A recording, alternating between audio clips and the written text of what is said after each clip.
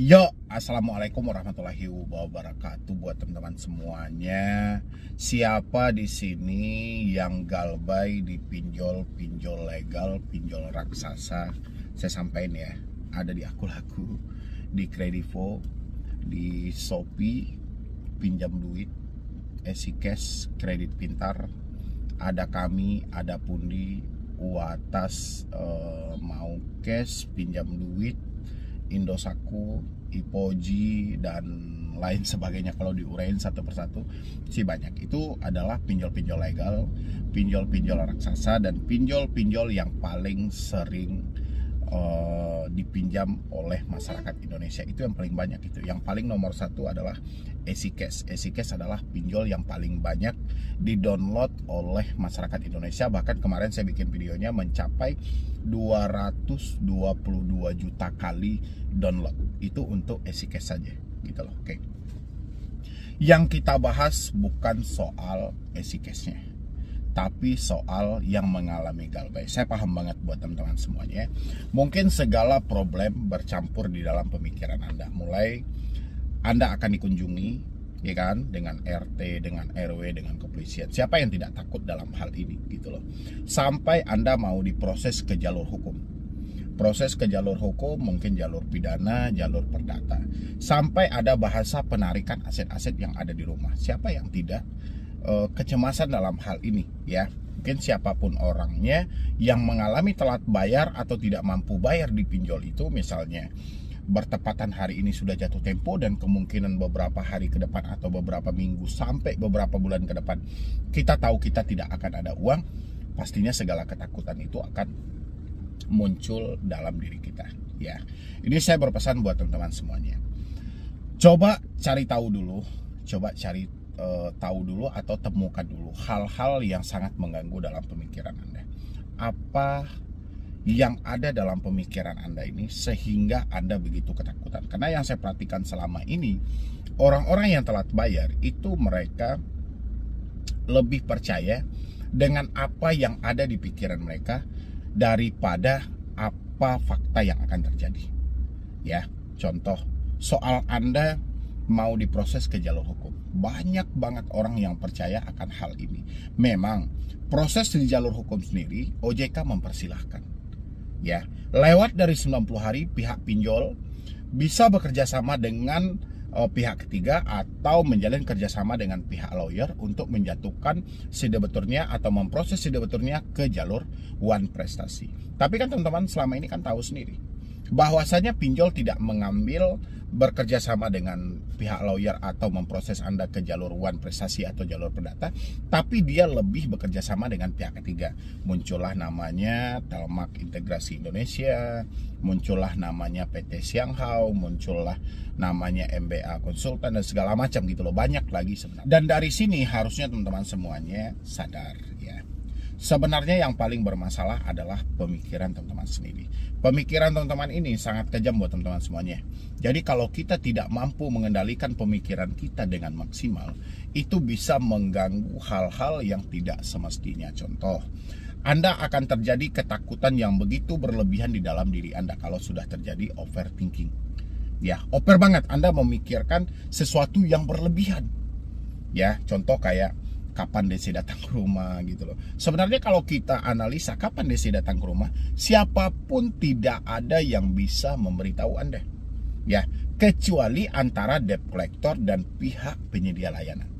Karena ini menyangkut soal SOP mereka. Kapan mereka mau menurunkan debt collector mereka ke lapangan, ya perusahaan mereka yang tahu. Kapan waktunya dan seperti apa yang paling tepatnya, nasabah mana yang harus dikunjungi, daerah mana yang harus didatangi, ini menyangkut dengan SOP sebuah perusahaan. Dan kita karena berpikirnya terlalu berlebihan, kita memaksa menemukan atau mencari jawaban di balik hal itu. Efeknya apa? Terjadi kelemahan dalam berpikir, ya. Terjadi ketakutan yang luar biasa. Kalau Anda sudah terjadi ketakutan yang luar biasa, itu bisa menghilangkan kebahagiaan, keceriaan, ketakutan yang terlalu berlebihan. Anda pergi keluar rumah pun takut, semuanya jadi fobia. Ya, itulah hal-hal yang selalu saya ingatkan buat teman-teman semuanya. Kalau Anda mengalami telat bayar atau tidak mampu bayar di pinjol-pinjol legal yang seperti saya sampaikan di awal tadi, usahakan kendalikanlah pemikiran Anda dengan maksimal. Jangan ikuti, ya. Kalau Anda berpikir terlalu berlebihan dan Anda tidak menemukan jawabannya lagi, ini kacau juga gitu loh. Bisa berdampak buruk. Selama ini kan kita sama-sama tahu ya kan, banyak yang mengakhiri hidup, banyak yang melakukan tindakan pidana, banyak yang kabur dari rumah. Ini pemicunya apa? Karena terlalu over dalam berpikir, terlalu berlebihan. Ya, serba-serba semuanya diiyakan gitu loh. Padahal faktanya nggak ada. Seperti yang saya sampaikan tadi. Ya kan, kita mau diproses ke jalur hukum. Sampai detik ini belum ada yang diproses ke jalur hukum. Yang ada itu hanya dihadapkan dengan pihak ketiga, dengan penagih hutang. Ya kan? Itu pun penagih hutang konsepnya juga sama. Mau mereka melakukan penagih hutang via WA, mau melakukan penagih hutang via telepon, sama aja. Mau dia datang ke rumah, sama aja. Mereka sama-sama melakukan penagihan. Tapi kenapa kita selalu berpikir terlalu berlebihan? Ya, kenali itu dari teman-teman semuanya. Apa pemicunya dan apa penyebabnya? Ya, kalau Anda tidak mampu mengendalikan hal ini, pikiran bisa melumpuhkan Anda semua loh. Ya, bisa melumpuhkan Anda semuanya. Anda memikirkan sesuatu yang jelas-jelas faktanya tidak ada.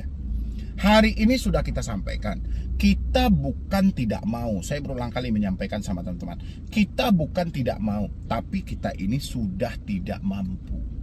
Ya, bukan nggak mau bayar.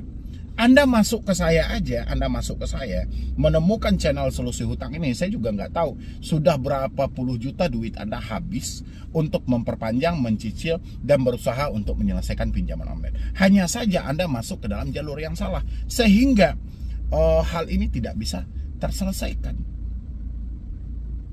Ya, itu buat teman-teman semuanya, dan Anda pikirkanlah itu dengan matang dan pikirkan dengan maksimal. Sebenarnya selama ini yang paling bermasalah itu adalah cara Anda berpikir. Ketika terjadi ketidaksinkronan antara pemikiran dan hati Anda, itu akan berdampak buruk pada kehidupan Anda. Dan satu hal lagi juga buat teman-teman semuanya, ini juga nggak kalah penting. Kita juga harus memaksimalkan, walau pinjol ini berstatus legal, pinjol ini berstatus resmi, pinjol ini adalah pinjol besar, pinjol raksasa, terserah. Kita ini ada satu aturan yang disampaikan oleh OJK, dan itulah pentingnya kenapa teman-teman saya minta selalu untuk menghafal atau memahami setiap aturan yang disampaikan oleh OJK. Supaya apa? Supaya Anda bisa mengambil suatu keputusan, mengambil sebuah kesimpulan ketika Anda dihadapkan dengan situasi yang sama. OJK menerbitkan peraturan POJK nomor 22 tahun 2023. Di sana sudah dijelaskan, pinjol dilarang melakukan penagihan dengan mengancam, mempermalukan. Salah satu contohnya adalah dengan menagih di luar dari konsumen. Jadi daripada teman-teman selalu bertanya sama saya, Bang, apakah pinjol ini menghubungi di luar kondar? Apakah pinjol ini menghubungi sampai menyebarkan data? Mendingan teman-teman aja yang cari tahu. Teman-teman ketika mengajukan pinjol, kan ada mengajukan 2 nomor kontak darurat. Ketika Anda mengalami telat bayar, apakah masih kontak darurat yang Anda ajukan ini saja yang ditelepon, atau keluar dari itu? Ya, atau sudah ada orang yang komplain, atau sudah ada orang yang memberitahu bahwa dia dihubungi oleh pihak pinjol mengatasnamakan kita. Kalau sudah ada, berarti mereka melakukan penyebaran data, dan sesuai dengan aturan OJK tadi, pinjol tidak boleh mempermalukan, mengancam, apalagi sampai menghubungi di luar dari si konsumennya. Ya. Dari sana Anda belajar dan Anda tahan semua pembayaran yang ada. Itu pun kalau Anda mampu, misalnya Anda mampu untuk membayar tapi mereka telah menyalahi aturan, stop dulu pembayarannya. Ya, atau sebaliknya, Anda misalnya nggak mampu bayar tapi mereka juga menyalahi aturan juga. Ya, Anda simpan aja bukti-bukti yang ada dan hentikan semua pembayarannya. Harusnya seperti itu. Dan habis itu apalagi, pinjol tidak boleh melakukan penagihan secara terus-menerus yang sifatnya mengganggu. Misalnya menelpon berulang kali, WA berulang kali, SMS berulang kali, sehingga tidak kenal waktu sama sekali. Kita juga bisa mengambil satu tindakan. Karena handphone yang kita pergunakan itu adalah handphone yang kita pergunakan untuk kehidupan sehari-hari, untuk penunjang aktivitas, untuk bekerja, dan bukan hanya diprioritaskan untuk pinjol semata gitu loh. Kenapa kita telat bayar malah handphone kita hanya khusus buat pinjol? Mendingan daripada mubazir, ganti nomornya kalau sifatnya sudah mengganggu. Dan habis itu, pinjol juga tidak boleh melakukan penagihan di luar dari alamat domisili konsumen. Misalnya datang ke kantor, datang ke tempat tongkrongan Anda, ini nggak boleh sama sekali. Kalaupun mereka ingin berjumpa dengan kita di luar dari alamat domisili kita, harus ada kesepakatan yang jelas. Begitu buat teman-teman semuanya. Jadi jangan kita itu selalu berpikirnya terlalu berlebihan. Bang, apakah ini menghubungi di luar kondar, menghubungi sampai sebar data? Sebenarnya kita sendiri bisa kok menganalisa secara kecil-kecil aja. Ya, nggak semua problem itu harus orang lain yang menjawab. Kita pun bisa menjawab kok. Makanya saya bilangin tadi, jangan terlalu overthinking. Ya, jangan terlalu berlebihan. Itu akan berdampak buruk pada diri Anda kalau Anda sudah terlalu berlebihan. Dan satu hal lagi buat teman-teman semuanya, kalau sudah terlalu takut, misalnya sudah terlalu cemas, tidak ada lagi rasanya jalan yang terbaik, coba tenangkan dulu gerak-gerik mata Anda, coba diamkan sejenak supaya pemikiran Anda berhenti memikirkan hal-hal yang tidak seharusnya gitu loh. Ketika Anda merasa dalam kecemasan, merasa dalam ketakutan, merasa dalam kegrogian yang luar biasa pemikiran Anda, hentikan dulu pandangan mata Anda sejenak, jangan digerakkan bola mata Anda ke atas, ke bawah, ke kiri, ke kanan. Coba hentikan, diamkan gitu loh, sehingga pemikiran Anda akan berhenti dan menjeda hal itu tidak terlalu meluas. Dan habis itu, kalau misalnya pemikiran dan rasa takut ini sudah tidak terlalu meluas, ingat, kalau tidak ada bahu untuk bersandar, masih ada lantai untuk bersujud kalau Anda Muslim. Coba kita berdoa juga, coba Anda jalankan kewajiban Anda, coba minta petunjuk sama Yang Maha Kuasa. Soalnya saya perhatikan teman-teman itu sudah luar biasa banget gitu loh. Bahkan dia lebih takut didatangi DC ke rumah daripada didatangi malaikat ke rumah dia gitu. Seandainya Tuhan menurunkan malaikat mautnya ke rumah Anda untuk mencabut nyawa Anda seketika itu, gimana coba gitu loh.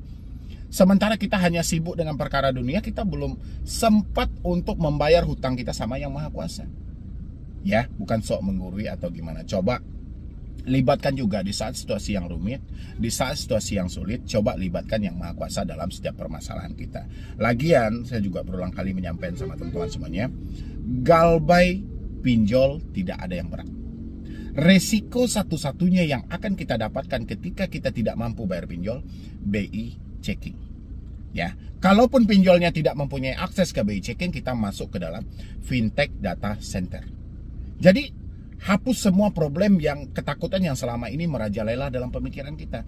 Jangan pikirkan kapan dia datang, mau narik aset, mau proses ke jalur hukum, bawa polisi, koordinasi RT RW, semua ini hanya mereka ucapkan via telepon, via WhatsApp, via email. Faktanya tidak seburuk itu. Ya, ini teruntuk buat semua teman-temanku yang mengalami telat bayar di pinjol-pinjol yang saya sampaikan tadi, umumnya di semua pinjol-pinjol legal.